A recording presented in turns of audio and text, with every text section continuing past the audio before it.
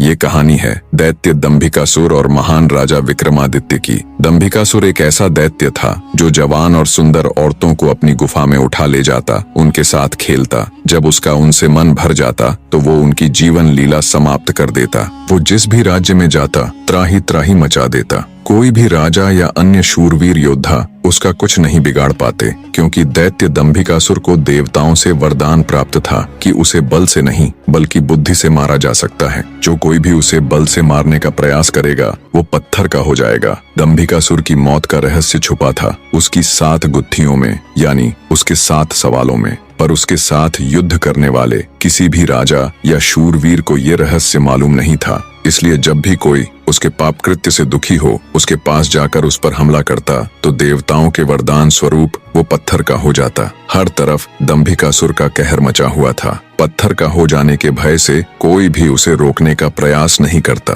पर कहते हैं ना, जब पाप का घड़ा भर जाता है तो उसके भी फूटने का समय आ ही जाता है। हर जगह अपनी मनमानी कर एक दिन दैत्य दंभिकासुर ने उज्जैन नगरी की तरफ रुख किया। उज्जैन नगरी के ऊपर उस समय महान राजा विक्रमादित्य का शासन था। महाराज विक्रमादित्य न केवल बलशाली थे बल्कि वे बहुत बुद्धिमान भी थे। उन्हें हर प्रकार के कौशल में महारत हासिल थी।